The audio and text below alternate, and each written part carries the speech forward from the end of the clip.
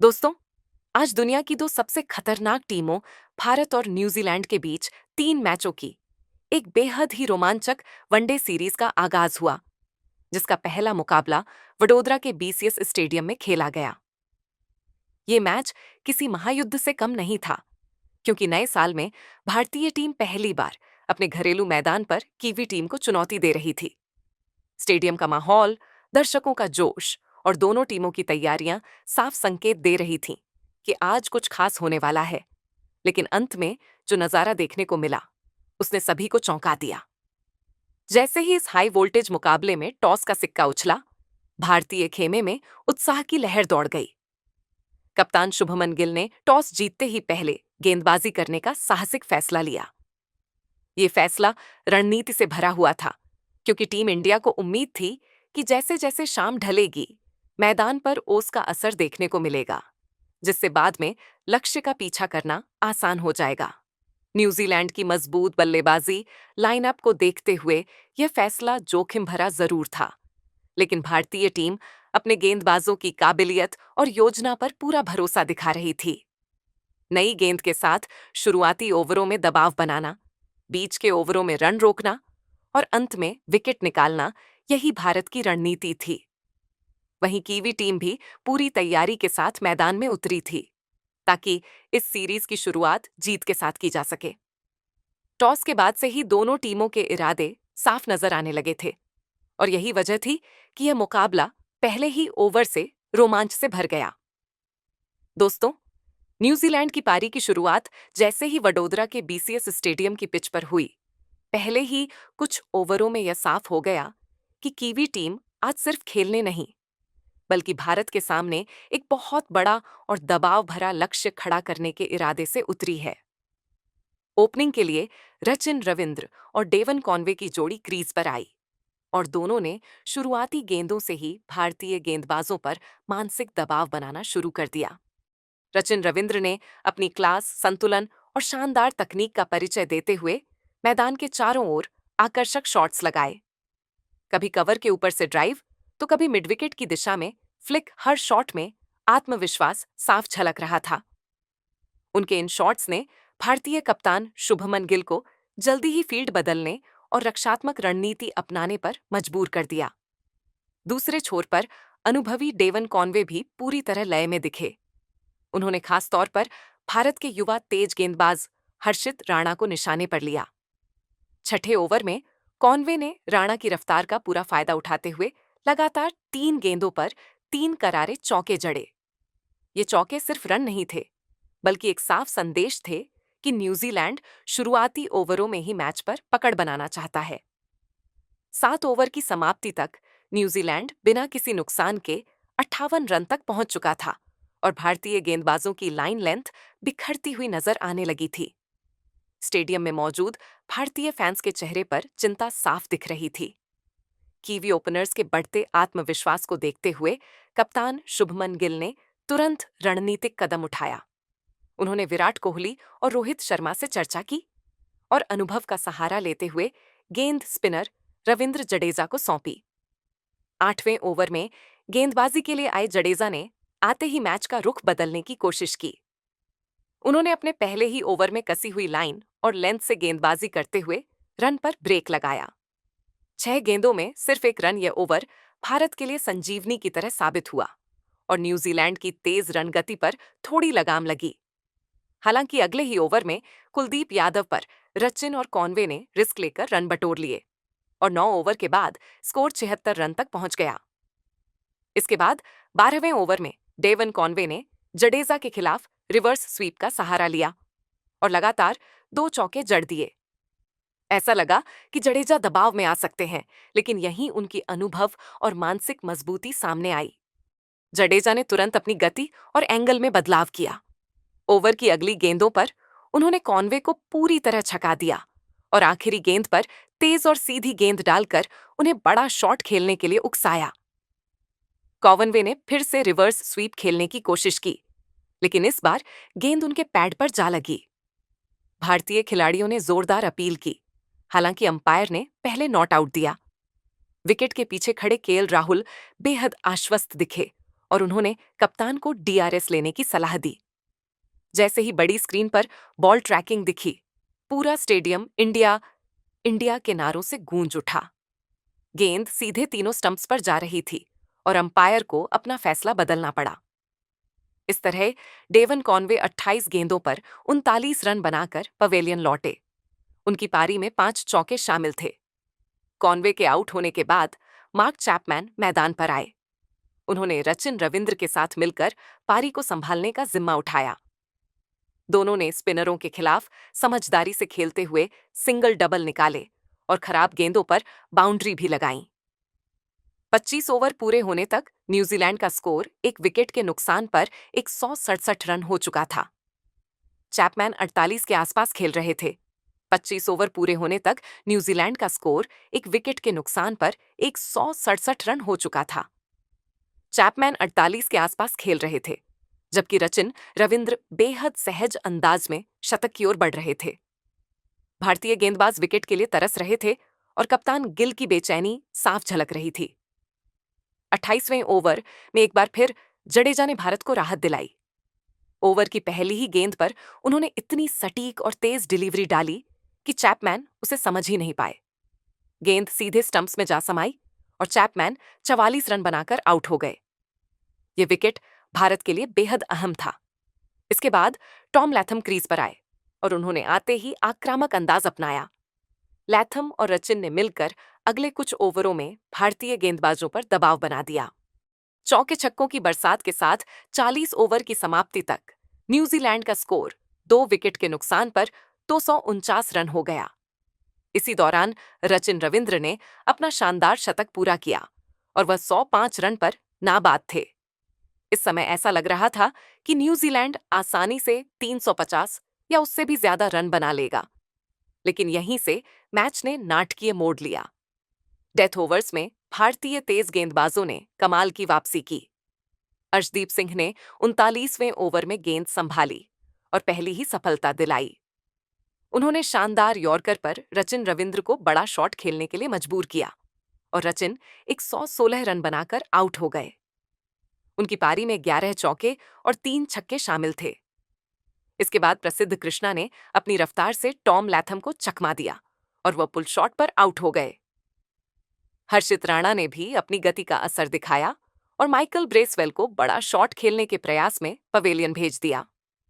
इसके बाद न्यूजीलैंड की पारी पूरी तरह लड़खड़ा गई।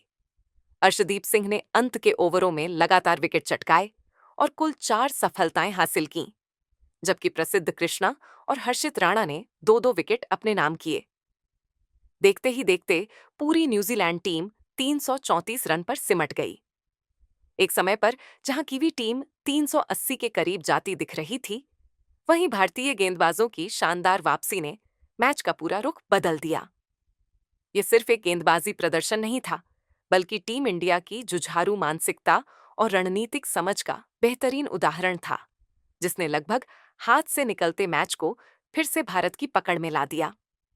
अब भारत के सामने जीत के लिए 335 रनों का विशाल और चुनौतीपूर्ण लक्ष्य था। वडोदरा के इस ऐतिहासिक मैदान पर जैसे ही भारतीय पारी की शुरुआत होने वाली थी, पूरे स्टेडियम का माहौल किसी उत्सव से कम नहीं था। दर्शकों की उम्मीदें, कैमरों की निगाहें और करोड़ों फैंस की धड़कनें, सब कुछ एक ही पल पर टिक गया था। जब रोहित शर्मा और शुभमन गिल की भरोसेमंद सलामी जोड़ी भारतीय उम्मीदों का भार लेकर क्रीज पर उतरी, तो स्टेडियम में ऐसा शोर गूंजा मानो भारत ने पहले ही जीत दर्ज कर ली हो। दोनों बल्लेबाजों की बॉडी लैंग्वेज से साफ झलक रहा था कि आज वे न्यूजीलैंड के गेंदबाजों को किसी भी कीमत पर हावी नहीं होने देने वाले हैं। रोहित शर्मा शुरुआत से ही अलग ही लय में नजर आ रहे थे।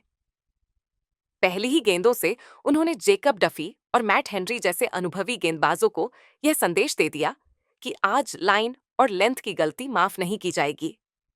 गेंद जरा सी भी फुल या शॉर्ट हुई और रोहित के बल्ले से निकलकर बाउंड्री की ओर उड़ चली। कभी कवर के ऊपर से क्लासिक ड्राइव, तो कभी मिडविकेट के ऊपर से पुल शॉट। हर शॉट में आत्मविश्वास और ताकत का जबरदस्त मेल दिख रहा था। दूसरी ओर शुभमन गिल भी पूरे नियंत्रण के साथ खेल रहे थे।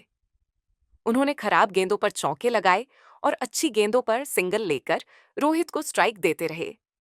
पहले 9 ओवरों में ही भारत ने 81 रन जोड़ दिए थे। ये साझेदारी न्यूजीलैंड के गेंदबाजों के लिए किसी बुरे सपने से कम नहीं थी। रोहित शर्मा उस समय सिर्फ 26 गेंदों में 43 रन बनाकर नाबाद थे और उनकी बल्लेबाजी देखकर ऐसा लग रहा था कि वह किसी बड़े रिकॉर्ड की ओर बढ़ रहे हैं। स्टेडियम में मौजूद दर्शक हर बाउंड्री पर झूम उठते, जबकि कीवी कप्तान मिचेल सेंटनर के चेहरे पर चिंता की लकीरें गहराती जा रही थीं। उनकी हर योजना नाकाम होती दिख रही थी और फील्ड में लगातार बदलाव के बावजूद भारतीय ओपनर्स पर कोई असर नहीं पड़ रहा था। लेकिन पावर प्ले के आखिरी ओवर में खेल ने अचानक करवट ली। जेकब डफी ने अपनी चतुराई दिखाते हुए एक धीमी कट्टर गेंद डाली, जिसे पढ़ने में शुभमन गिल थोड़ा चूक गए। बड़ा शॉट खेलने के प्रयास में गेंद सीधे फील्डर के हाथों में चली गई। गिल 22 गेंदों पर 33 रन बनाकर आउट हो गए। 81 के स्कोर पर यह विकेट भारत के लिए पहला झटका था। स्टेडियम में कुछ पल के लिए सन्नाटा छा गया, लेकिन यह खामोशी ज्यादा देर तक नहीं रहने वाली थी, क्योंकि अब क्रीज पर कदम रखने वाले थे विराट कोहली। जैसे ही विराट मैदान में उतरे, पूरा स्टेडियम कोहली कोहली के नारों से गूंज उठा। यह सिर्फ एक बल्लेबाज का मैदान पर आना नहीं था, बल्कि भारतीय फैंस के विश्वास का लौट आना था। विराट ने शुरुआत में बेहद समझदारी दिखाई। उन्होंने कोई जल्दबाजी नहीं की, बल्कि सिंगल डबल लेकर स्ट्राइक रोटेट करने पर फोकस किया। उनका मकसद साफ था, रोहित शर्मा को खुलकर खेलने देना और न्यूजीलैंड के गेंदबाजों को लय में आने से रोकना। एक छोर से रोहित शर्मा लगातार बाउंड्री बटोर रहे थे, तो दूसरे छोर से विराट कोहली दीवार की तरह खड़े होकर पारी को संभाल रहे थे। अगले 15 ओवरों में इन दोनों दिग्गजों ने अपने अनुभव और क्लास का ऐसा प्रदर्शन किया कि न्यूजीलैंड का गेंदबाजी आक्रमण पूरी तरह बेबस नजर आने लगा। दोनों के बीच रन मशीन जैसी साझेदारी चल रही थी। मात्र 82 गेंदों में 100 रन की साझेदारी ने मैच का रुख पूरी तरह भारत के पक्ष में मोड़ दिया। 25 ओवर पूरे होने तक भारत का स्कोर एक विकेट के नुकसान पर 183 रन हो चुका था। रन रेट पूरी तरह नियंत्रण में था और दबाव अब पूरी तरह न्यूजीलैंड पर आ चुका था। रोहित शर्मा उस समय 90 रन पर नाबाद थे और जिस तरह से वह स्पिनरों को निशाना बना रहे थे, उससे साफ लग रहा था कि शतक अब दूर नहीं है। दूसरी ओर विराट कोहली भी 57 रन बनाकर पूरी तरह सेट दिख रहे थे। उनकी आंखों में वही पुरानी चमक थी, जो बड़े लक्ष्य के पीछा करते वक्त अक्सर देखने को मिलती है। इसके बाद जो हुआ, उसने मैच को पूरी तरह एक तरफा बना दिया। विराट कोहली, जो अब तक संयम के साथ खेल रहे थे, अचानक गियर बदलते दिखे। मिचेल सेंटनर के एक ओवर में विराट ने अपना रौद्र रूप दिखाया। लगातार 3 गेंदों पर 3 गगनचुंबी छक्के, पहला लॉन्ग ऑन के ऊपर, दूसरा मिड विकेट की दिशा में और तीसरा सीधा स्टेडियम की छत की ओर। ये नजारा देखकर दूसरे छोर पर खड़े रोहित शर्मा भी मुस्कुरा उठे। दर्शक पागलपन की हद तक झूमने लगे और न्यूजीलैंड के गेंदबाज पूरी तरह टूटते नजर आए। अब दोनों बल्लेबाजों ने मिलकर कीवी गेंदबाजी की धज्जियां उड़ानी शुरू कर दी। फील्डर बेबस होकर गेंद के पीछे दौड़ते रहे, लेकिन गेंद बार बार सीमा रेखा के पार जा रही थी। जैसे जैसे लक्ष्य नजदीक आता गया, भारत की जीत तय होती चली गई। अंततः 39वें ओवर की दूसरी गेंद पर भारत ने लक्ष्य हासिल कर लिया और 9 विकेट से एक ऐतिहासिक जीत दर्ज की। रोहित शर्मा ने अपनी क्लास और अनुभव का शानदार नमूना पेश करते हुए 113 गेंदों पर 164 रन बनाए, में 134 रनों की अविश्वसनीय पारी खेली और अंत तक नाबाद रहे। उनकी पारी में चौकों छक्कों की भरमार थी और हर शॉट में आत्मविश्वास झलक रहा था। दूसरी ओर विराट कोहली ने एक बार फिर साबित कर दिया कि उन्हें चेस मास्टर क्यों कहा जाता है। उन्होंने 103 गेंदों पर 117 रनों की नाबाद पारी खेली और टीम इंडिया को जीत की दहलीज पार कराई।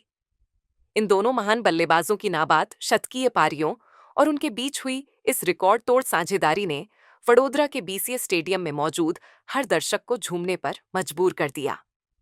यह जीत सिर्फ एक मैच की जीत नहीं थी, बल्कि भारतीय क्रिकेट की ताकत, आत्मविश्वास और बड़े मैचों में दबाव झेलने की क्षमता का प्रमाण थी। इस शानदार जीत के साथ भारत ने 3 मैचों की वनडे सीरीज में 1-0 की बढ़त बना ली और साफ संदेश दे दिया कि घरेलू मैदान पर टीम इंडिया को हराना किसी के लिए भी आसान नहीं होने वाला। तो दोस्तों, क्या आपको भी लगता है कि रोहित शर्मा और विराट कोहली की यह अनुभवी और खतरनाक जोड़ी ही साल 2027 में होने वाले अगले वनडे वर्ल्ड कप में भारतीय टीम की सबसे बड़ी ताकत और जीत की गारंटी साबित होगी? अपनी कीमती राय हमें नीचे दिए गए कमेंट बॉक्स में जरूर बताएं और टीम इंडिया की इस ऐतिहासिक जीत के लिए वीडियो को एक लाइक जरूर करें।